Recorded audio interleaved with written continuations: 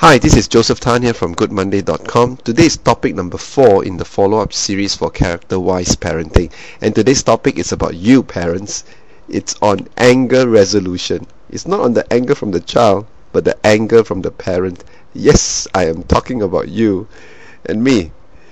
So, what is the challenge here that we face as leaders at home? And in the seminar I went through several factors that affect our leadership practice at home, and nothing really hits us as much as the challenge of unresolved anger, because anger carries with it a certain spirit.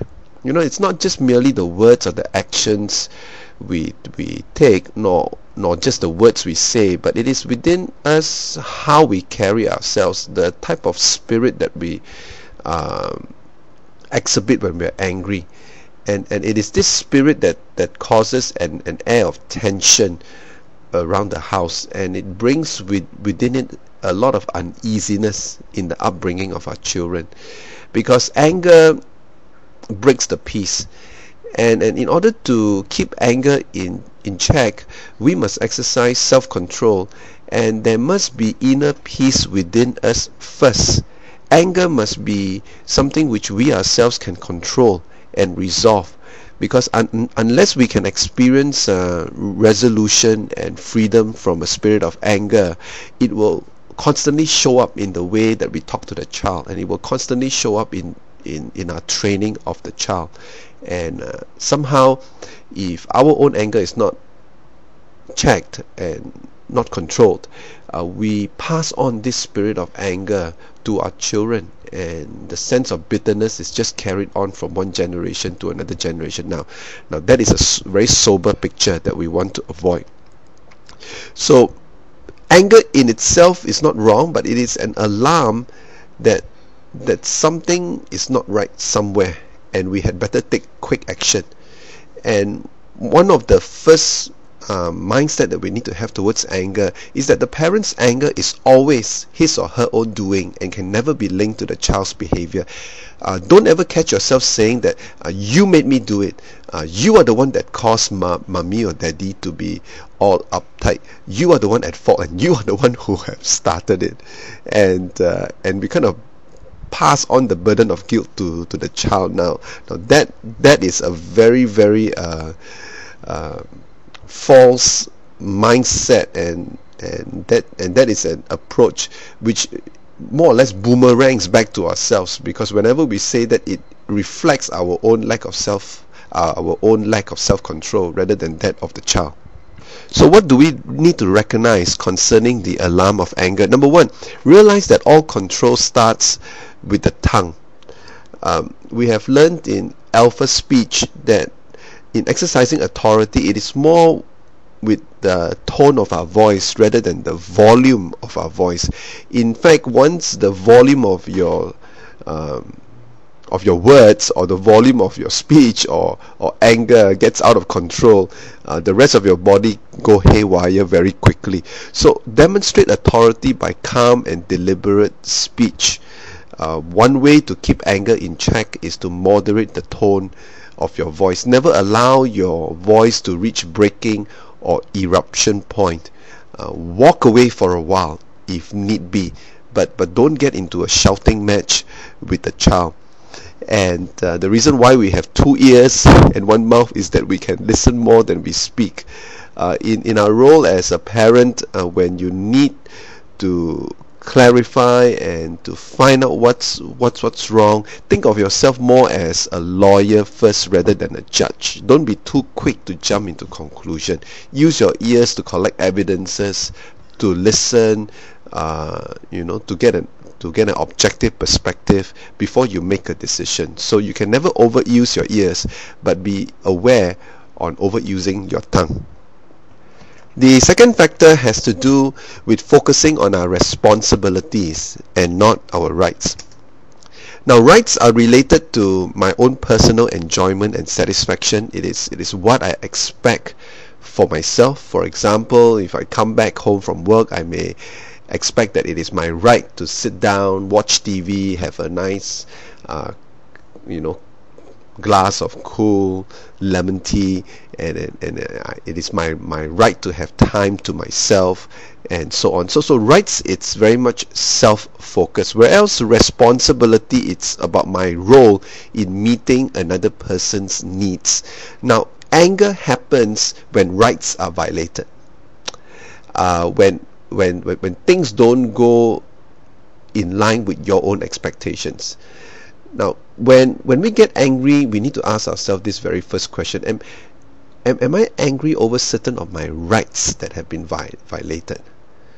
Now, if you find that a lot of the times we get angry because the children fail to meet our expectations, we need to pause and ask ourselves, what about my role? What about my role as an encourager? What about my role as someone who would train and equip my child? What about my role as someone who should show nurture and love and understanding? So focus on your role, meaning what can I do? We get all upset and flustered and frustrated when we cannot control the child. That is because you cannot control the child. The child has a free will. You can only control what you can, and that is your relationship with the child. You cannot control the child's response, but you can control your relationship with the child. So focus on your responsibility. What can I do?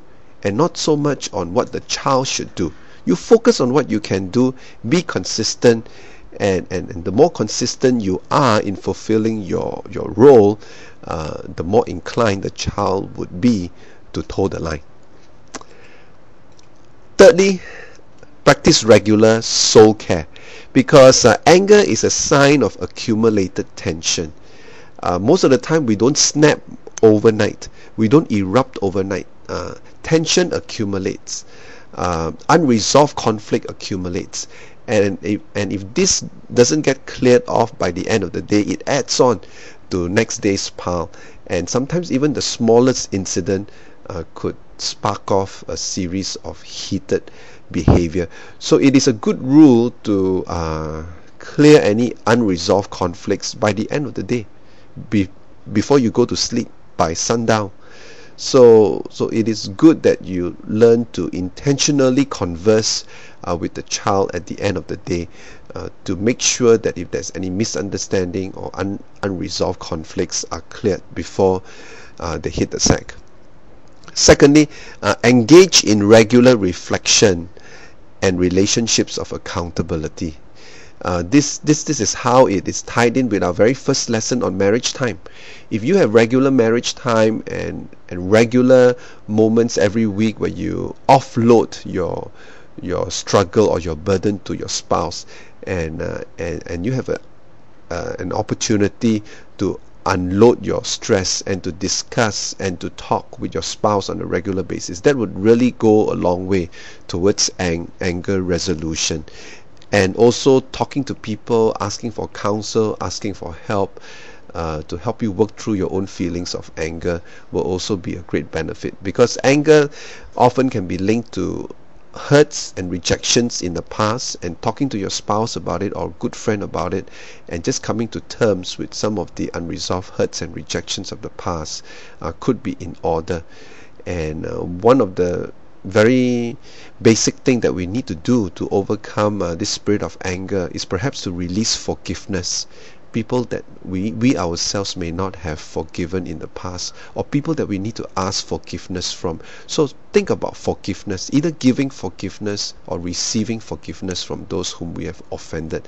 And a little bit of forgiveness goes a long way towards anger resolution. So when you are able to forgive or receive forgiveness, you can also teach that to your child by way of example, and it will go a long way towards resolving the spirit of anger at home. So whenever you hear that alarm bell ringing and it says anger, anger, anger, remember it is always your own doing, and you should never link it to the child's behavior and add on to the child's guilt for your own anger. So when the alarm bell goes off, don't be distracted by the smoke. Look for the fire within and what you can do to overcome that fire before you can effectively train your child. Think about it. This is Joseph Tan here from goodmonday.com.